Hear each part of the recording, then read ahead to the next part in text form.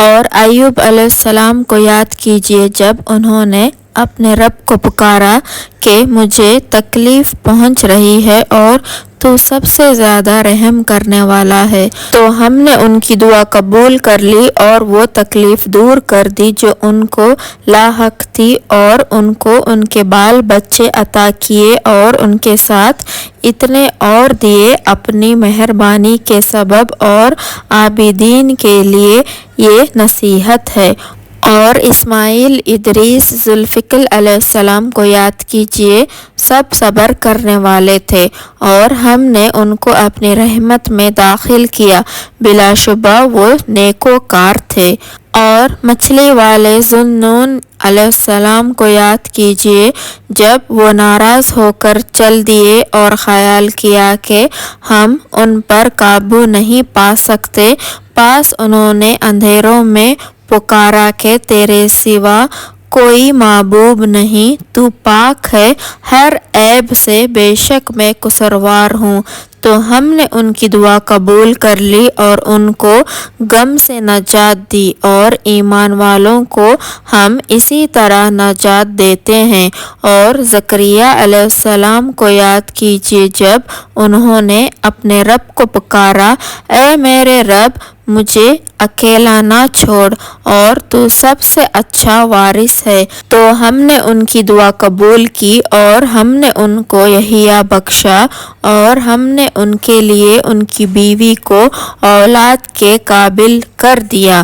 یہ لوگ دوڑتے تھے نیک کاموں میں اور ہمیں امید اور خوف سے پکارتے تھے اور ہمارے سامنے عاجزی کرتے تھے۔ اور اس عورت کو یاد کیجیے کہ جنہوں نے اپنی عفت کو محفوظ رکھا، پھر ہم نے ان میں اپنی روح پھونک دی اور ہم نے ان کو اور ان کے بیٹے کو دنیا والوں کے لیے ایک نشانی بنا دیا۔ یہ ہے تمہارا طریقہ، ایک ہی طریقہ، اور میں تمہارا رب ہوں، تو تم میری عبادت کیا کرو۔ اور ان لوگوں نے اپنے دین میں اختلاف پیدا کیا، ان سب کو ہمارے پاس آنا ہے، تو جو نیک کام کرے گا اور مومن بھی ہوگا تو اس کی کوشش ضائع نہ ہوگی، اور ہم اس کو لکھ رہے ہیں۔ اور جس بستی کو ہم نے ہلاک کر دیا ہے، ان کے لیے یہ محال ہے کہ وہ پھر لوٹ کر آ جائیں، یہاں تک کہ یاجوج اور ماجوج کھول دیے جائیں اور وہ ہر بلندی سے نکلتے ہوں گے، اور سچا وعدہ بھی قریب آیا ہوگا، تو اچانک کافروں کے آنکھیں کھلی کی کھلی رہ جائیں گی کہ ہائے ہماری کم بختی کہ ہم اس سے غفلت میں پڑے رہے، بلکہ ہم ہی ظالم تھے۔ یہ کافروں اور جن کی تم اللہ کے سوا عبادت کرتے ہو دوزخ کا ایندھن ہی بن کر رہیں گے، تم سب اس میں داخل ہوں گے۔ اگر یہ واقعی معبود ہوتے تو دوزخ میں کیوں جاتے؟ اور یہ سب معبودین اور عابدین ہمیشہ اس میں رہیں گے، ان کا اس میں شور ہوگا اور وہ وہاں کوئی بات بھی نہ سنیں گے۔ بلا شبہ جن کے لیے ہمارے طرف سے پہلے ہی بھلائی مقدر ہو چکی ہے، وہ اس دوزخ سے دور رکھے جائیں گے، وہ اس کی آہٹ بھی نہ سنیں گے، اور وہ اپنی پسندیدہ چیزوں میں ہمیشہ رہیں گے۔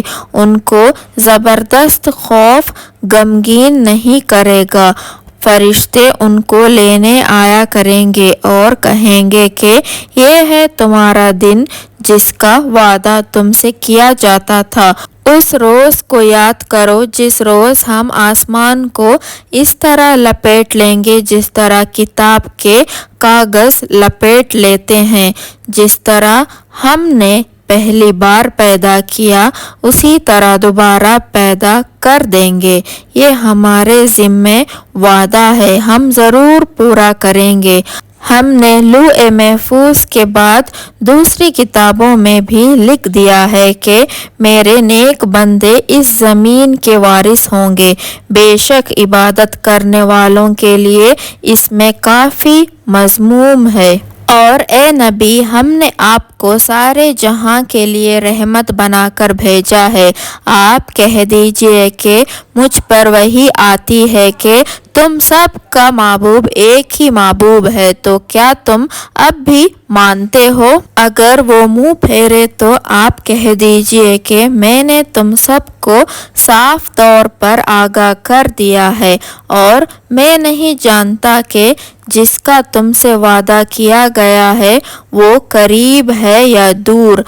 اللہ تمہاری زور سے کہی ہوئی بات کو بھی جانتا ہے، اور تم جو دل میں رکھتے ہو وہ بھی سب جانتا ہے۔ اور میں یہ سمجھتا ہوں شاید یہ دیر تمہارے لیے آزمائش ہے، اور تمہیں ایک مدت تک فائدہ اٹھانے کا موقع دیا جا رہا ہے۔ رسول نے کہا، اے میرے رب، تو حق کے ساتھ فیصلہ کر دے، اور ہمارا رب بڑا مہربان ہے۔ اس سے مدد مانگی جاتی ہے ان باتوں میں جو تم بیان کرتے ہو۔